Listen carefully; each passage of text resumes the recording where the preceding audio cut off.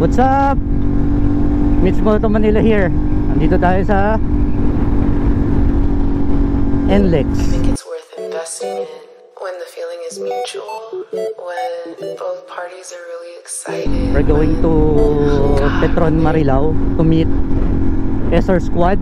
So yung mga tiga North, meet up lang ng konti or saglit. So dinivide na kami sa by area.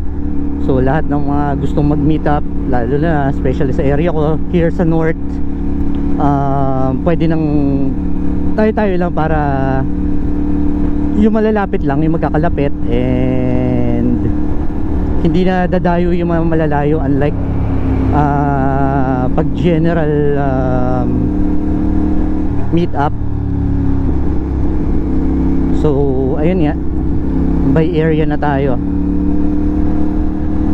Kaya ngayon meet up natin yung mga tiga dito sa North, yung Metro NCR, yan yung usually, hindi naman buong NCR, is yung mga Quezon City, ganyan, Caloocan, Valenzuela. So ayun, mga i-meet natin sila. Saka yung mga dito, yung mga malapit din sa Bulacan.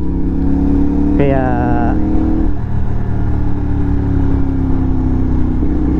medyo quick tambay lang tayo. So napansin nyo gabi, sana maganda yung kuha kasi gabi, alam nyo naman ang GoPro natin pagdating sa gabi minsan wala ka na makapture na magandang video dahil walang ilaw, saka yung lighting conditions para sa action cam is hindi ganun kaganda. I'm not sure sa ibang brand, sa yung mga DJI and Insta360. So sana rin maganda yung kanila, pero for me si GoPro sa gabi, I'm not really sure kasi bihira tayong lumabas ng ganitong oras, and also yung lighting condition sa gabi hindi maganda.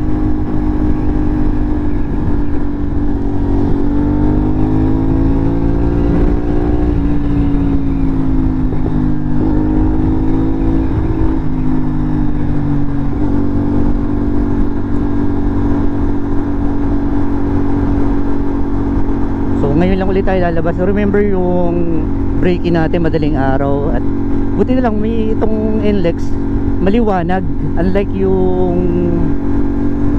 SLEX, may part na talagang hindi mo alam kung bakit madilim, walang ilaw. At least itong part na to, except doon sa may bandang dulo, yung after yata ng San Fernando, yun medyo wala na yatang ilaw doon.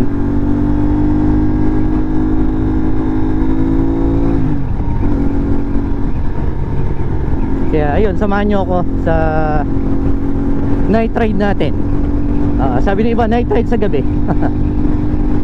So ayun nga, masarap din, maganda kung ganitong kaluwag lang sana, yung chill ride lang. Sana wag waswas mamaya. Pupunta raw kami sa Philippine Arena. Hindi ko sure kung matutuloy, pero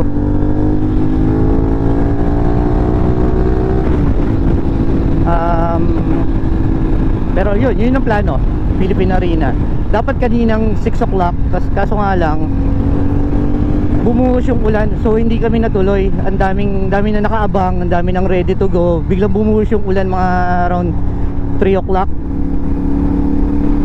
So ayun, kaya move sa schedule. Muntik pa hindi matuloy din kasi medyo tumatagal yung oras. Nag-announce na hindi na tutuloy kasi nga dahil malakas ang ulan. So medyo huminto mga around 5 yata, 5:30 ganyan.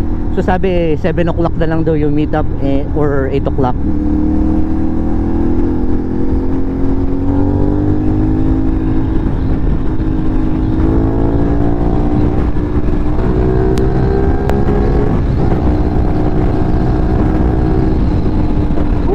Sorry sa wind noise.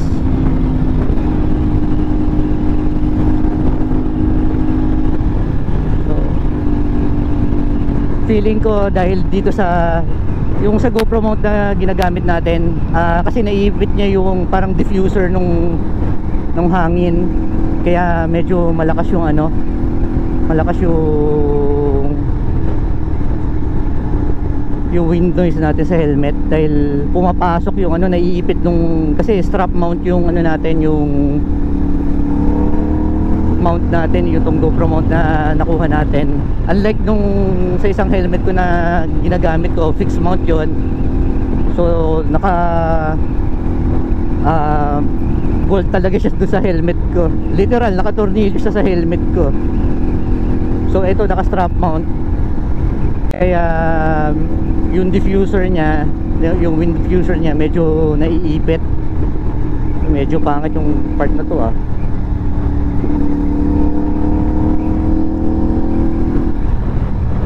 Siguro dahil sa mga daanan ng truck or bus yan.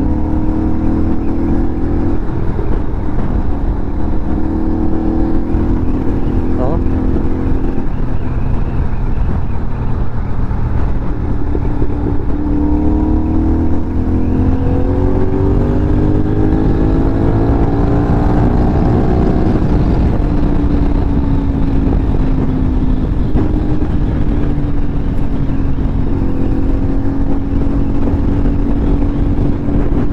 Again, sorry sa ano natin, sa wind noise. Malayo pa ba yung kilometer 23? Pero parang malayo pa. Hindi ko kabisado yung exit. Alam ko after ng exit ng May Kawayan yon, pero hindi ko pa nakikita yung exit ng May Kawayan. Baka bandaron pa.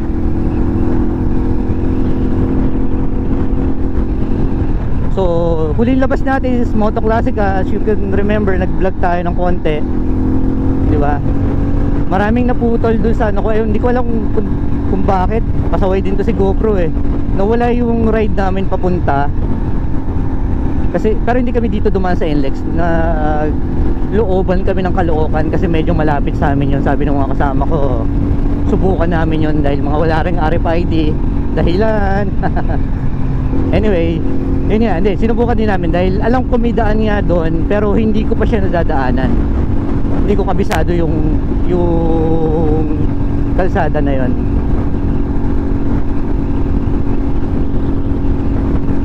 Grabe yung wind noise, oh. Pasensya na ulit guys ha.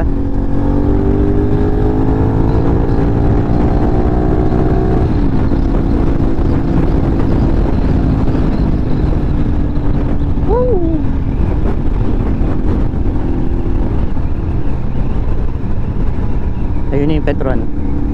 So, lipat na tayo ng lane.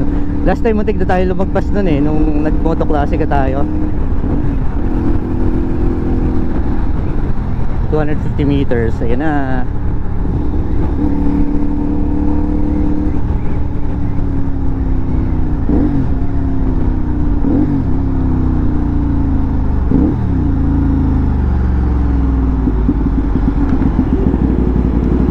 So meet daw natin sila sa may Starbucks. Doon yun sa dulo eh.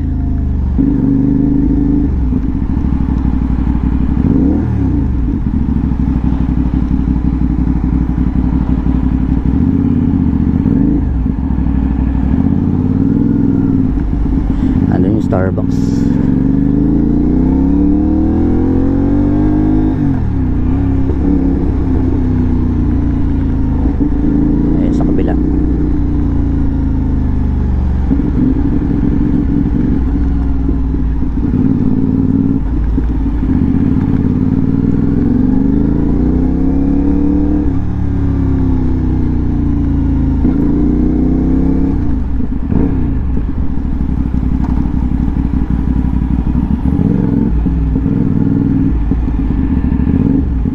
So nandito na tayo, napilang natin sila. Nasa yung mga SR. Ito yung mga SR.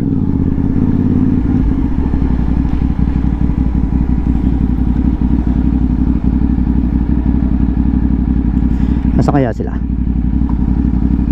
So palamig muna tayo ng konti. Alam niyo naman ang SR natin, mainit-init. Although mabilis yung biyahe from bahay. Saan kaya sila? So balikan ko kayo guys kung ano yung ganap natin, kung matutuloy ba tayo sa Philippine Arena or what. So dito muna tayo ha. Balikan ko, hanapin ko muna sila. One eternity later. Ito na yung mga SR squad. So galing lang kami ng Petron na Marilao.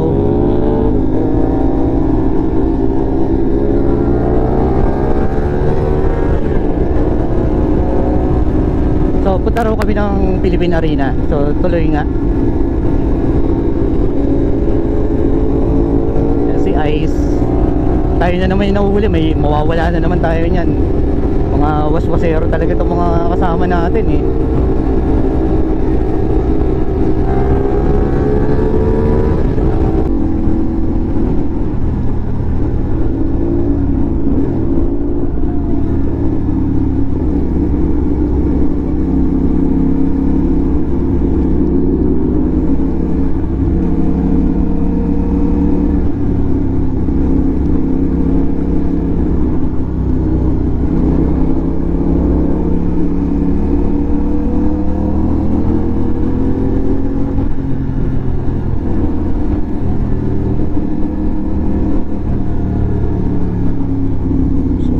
Natin ng RFID.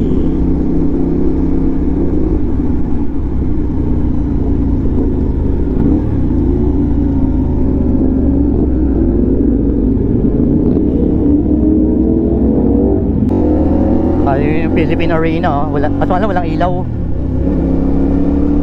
Oh god, I think I'm gonna be sick. Uh-oh, here we go again. 10, 9, 8, 7. Oh, fuck it, just play the tune.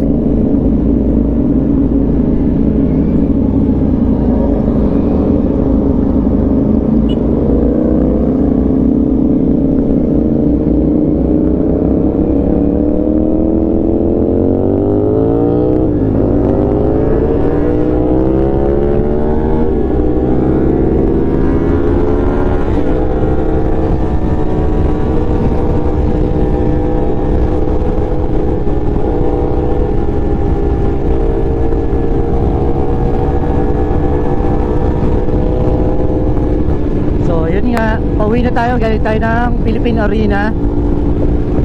So actually hindi naman sa Philippine Arena, sa gilid ng Philippine Arena. Kaya medyo kumain tayo, kaya medyo masaya, hindi tayo tumambay.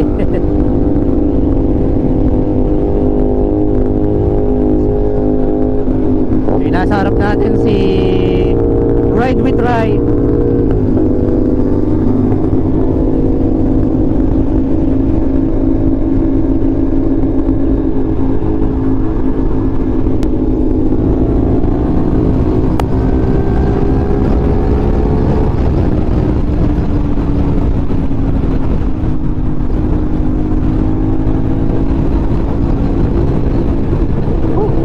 Sarap ng hangin.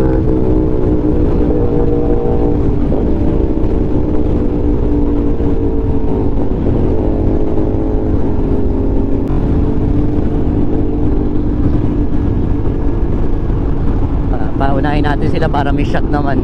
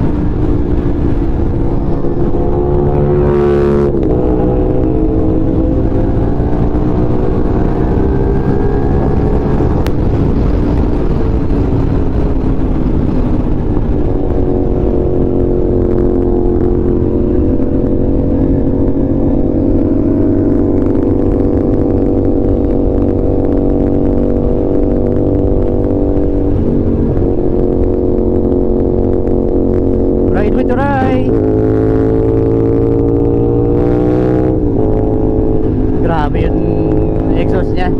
By the way, yung setup niya is ano na, full exhaust, cut delete. Kaya buong buo na yung ano niya, yung tunog niya.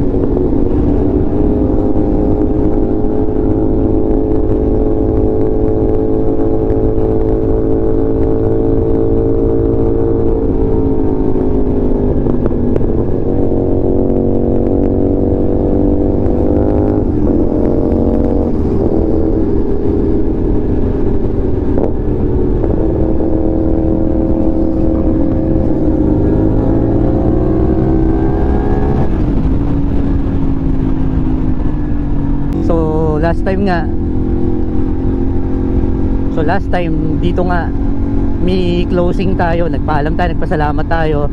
Wala akong nakuhang footage dito sa part na to. So naputol. Hindi ko alam kung namatay yung GoPro, pero hindi, nakaliko naman ako. At pinatay ko pa ng manual yung yung GoPro eh.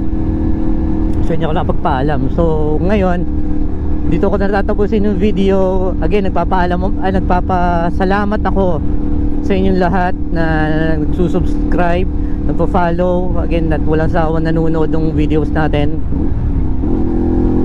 Maraming salamat sa inyo. So sa mga